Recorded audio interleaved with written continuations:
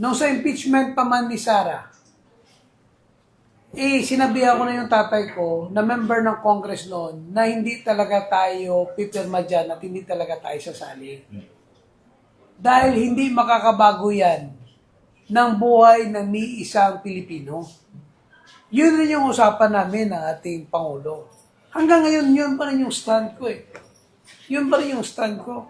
Hayaan nyo yan. Ilang taon na lang matatapos na. Sana tigilan na natin yung bangayan, away-away. Panahon na ito na magkaisa tayo mga Pilipino para sa isang direksyon. Minsan kasi, pinapaaway tayo ng mga nasa labas. Pinapaaway tayo ng mga ibang bansa. Pinapaaway tayo ng ibang bansa para magkakahiwalay tayo, para mas madali tayo sakupin sa iba mga sa anumang aspeto. Kaya tayo dapat mga Pilipino, hindi tayo dapat nag-aaway-away. Dapat tayo nagkakaisa para makamta natin yung tunay na progreso at development. Naunahan na tayo ng ibang country dahil sila madaling nagkaisa eh. Tayo nagkakaiwahiwalay tayo eh. Kaya sabi ko, kailangan na talaga, pagdating ng panahon, kailangan na rin marahil ng isang tao na maglilid para hindi na maglilid na hindi lang away-away, kundi tamang direksyon para sa isang progresibo at developed na bansa. Yun ang kailangan natin eh.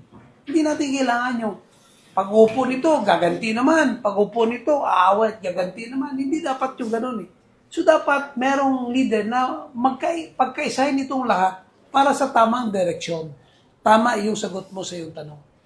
Gov, follow-up question. Paano, bilang gobernador ko, paano din masiguro po na hindi maapektuhan ang ating rin ng mga ekonomiya balagov kag ining pagservisyo sa katawan at isang pamamayari kita sa national political issues? Meron tayong local autonomy. Dahil dyan sa local autonomy, minamaximize talaga natin. At pag nag-uusap ako with the national government bilang presidente ng mga gobernador, palagi kong sinasabi sa kanila, okay, i-download nyo lang kung ano yung pwede ninyong may download para tatrabahuin ng local government. Hindi kami masyadong nakikisali sa issue, meron sila, dahil hindi kami parte ng Kongreso, hindi kami parte ng any legislatibo. Ang amin, meron kami local autonomy, ibaba nyo yung programa, tatrabahuin namin yan dahil kami, alam namin kung anong kailangan ng aming kababayan. Alam namin na kailangan ng taong bayan, tamang serbisyo, tamang proyekto, at ramdam yung nararamdaman ng taong bayan. Yun ang kailangan ng taong bayan. Hindi yung away-away na meron. Ang gobyerno meron tayo. Kaya, kung titignan mo, halos lahat ng mga local government units, mga local chief executives, ang palaging panawagan, magkaisa tayo para pasenso ang ating probinsya. Halos standard yung statements, halos lahat ng mga gobernador. Dahil alam nila na yung susi lang talaga na makamtan yung isang progresibo at maunlad na lalawigan ay yung pagkakaisa ng mga taong bayan at hindi pagkawatak-watak. Yan ang kailangan ng ating bansa. Last na lang gito. Sa karong mainit gihapon ang issue about sa nimalapnagon ng corruption sa ating pungsod. Last mensahe pagpasiguro sa katawan sa South Cotabato hindi kita maapektuhan diri ang padayon ang plano sa gobyerno din sa South Cotabato. Sa mga kababayan natin, alam natin na sobrang dami ang naging problema at na lumabas ang katotohanan na ilang dekada-dekada na korupsyon meron tayo dito sa ating bansa. At ito nga ay pinalabas ng ating mga napungulo during his SONA at talagang naglabasan. Hindi lang ngayong mga panahon, kundi yung mga nakaraang pang mga panahon na talagang malala na talagang korupsyon sa ating bansa. Ang sinisiguro ko lang na dito sa South Cotabato ay tinitiyak natin na hindi mangyayari yan dahil ang ginawa natin na pag-upo ko pa lang bilang inyong gobernador, tiniyak ko talaga na meron tayong mga gagawin na mga measures, mga redundant measures. May mga redundancy to make sure na talagang hindi makokorap yung mga departments na pinagdadaanan to check the quality and implementation of our programs and projects. Ibig sabihin, pag infrastructure, andoon kaagad yung quality department ng engineering department natin. Quality division ng engineering department natin. Nagmomonitor sila. Pero tinitingnan natin, baka nakukurap ito. Ginawa natin, gumawa tayo ng inspectorate division. Galing naman sa Office of the Provincial Governor.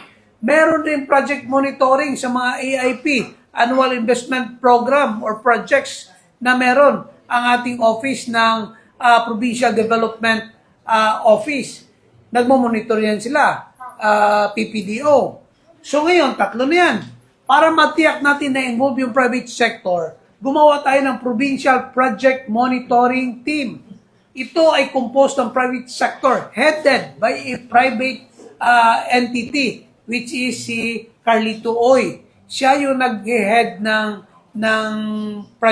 Provincial Project Monitoring Team para involve yung private sector. Kaya paano mo masisira yung isang proyekto or paano hindi ma-implementan ng maayos kung ang lahat ay involved. Ibig sabihin, hindi lamang kami sa gobyerno, pati yung private sector in-involved namin. Ikaw, anong alam ng private sector?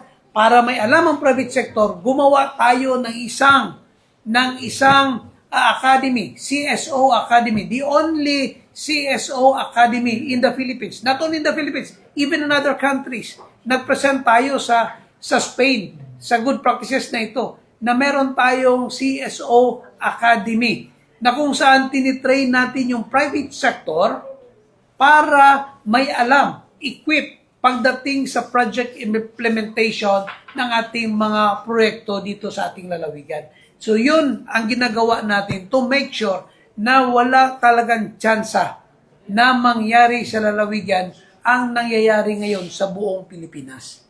Ganon ko ina-assure yung ating mga kababayan dito sa lalawigan ng South Cotabato. Sa South Cotabato, protektado ang pera ninyo. Sa South Cotabato, natitiyak ko makakarating ang tamang proyekto na nanggagaling sa buwis ng taong bayan. Sa mga South Cotabateños, tuloy-tuloy lang yung pagkakaisa meron tayo. Dahil sa pagkakaisa, natitiyak ko na makakamta natin yung pinapangarap natin na isang progresibo at maunlad na lalawigan. Maraming salamat at magandang araw sa ating lahat.